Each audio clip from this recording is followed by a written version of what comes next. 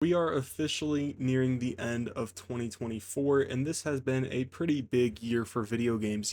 I was just kind of reflecting on what we have gotten over this last year and kind of the current state of the industry, and it feels very interesting to me. Overall, I would say that this was a very strong year for video games. I mean, we have so many bangers that came out this year, and I was constantly playing new games up until like the end of the year, man. Like, there's so much stuff that came out. This was overall a really strong year for video games, 100%.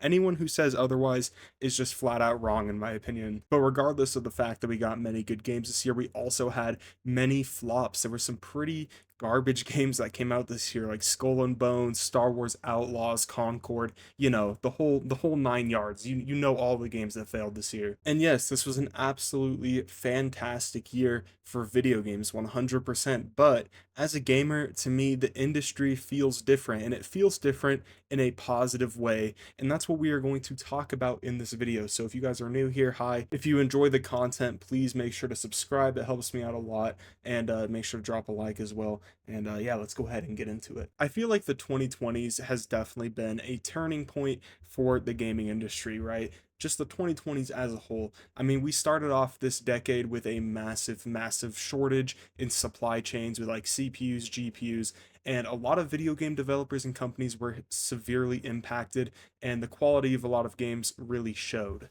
Combine this with the rising popularity that we saw out of live service games this decade. I mean, there are a ton of live service games that have been coming out left and right all throughout the 2020s. Many come and go, and it's starting to, hit companies in the face that this is not a sustainable business model. You can't just play your lottery ticket and release a bunch of, slop together live service games and hope one of them hits and makes you a bunch of money. Like that's just not how it works. And I think the industry started to realize that in 2024. With games like Concord or Skull and Bones and things like that. And many of these failures had these higher executives at other AAA companies basically saying that gamers are too entitled nowadays, that, we expect too much out of video games and that nobody really enjoys video games anymore, which is the craziest gaslighting ever because, like I said at the start of the video, we had some massive blockbusters in 2024. Just to name some of them off the top of my head, you have Astrobot, Black Myth Wukong, Warhammer Space Marine 2, Silent Hill 2 remake. I can go on and on and on, man. And the one thing that all of these games have in common is that they delivered to their fans and they gave the fans what they want, but they have creativity behind it. And these games are just straight up video games, man. They're not trying to addict you and rope you into a, just endless loop of gameplay. They're not trying to exploit you and milk you for money. That is what most live service games these days feel like. Now, I'm not going to diss live service games completely because there are some really good live service games that came out in 2024. Helldivers 2, Marvel Rivals, Path of Exile 2. Those are really fun live service games, but they treat their players, with a certain degree of respect, and they allow you to enjoy the game free, or with a very little barrier to entry money wise. So, my main point here and where I'm going with this is that consumers really just kind of put their foot down and just kind of prove to video game companies that gamers are actually really informed consumers these days. Video games take a lot of time and a lot of commitment, and in some cases, a lot of money. And a lot of gamers, like, they can't play everything that comes out. They can't play every single live service game, and a lot of video game companies have been treating the video game and gaming market as like an infinite market with people with infinite time and money, and that's just not at all what it is. Gaming is not a need. If it's not fun, if it's not a good project, if it's not entertaining or rewarding for the consumer, they're not going to buy it. And that is what consumers showed to video game companies in 2024. And I think this has kind of been snowballing all throughout the 2020s. But I think 2024 was really the tipping point with games like Concord or Star Wars Outlaws or Skull and Bones, just in specific. All of these games are either slopped together live service games or they're just, slop together massive open world games that try to impress you with good visuals and everything, but at the end of the day, like, the gameplay just isn't there, and that's going to lead into our next point. I feel like I speak for a lot of people with what I am about to say, but I'm not gonna lie, as of recently, dude, I don't care about graphics or massive open worlds. Now, back in like the 2010s, like 2012, 2013, I would obsess over graphics in massive open world games, because it was pretty revolutionary for the time.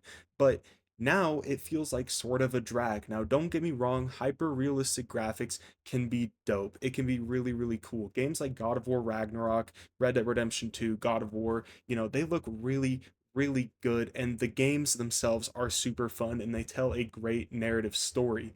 But where a lot of game companies get these things mixed up is like people don't like God of War Ragnarok, for example, just because it has good graphics, right? And it's like a movie. People don't like it for that reason. They like it because it's a good God of War story, and many of us grew up playing the God of War games, and it's a nice fresh twist on the gameplay loop of the other ones, right?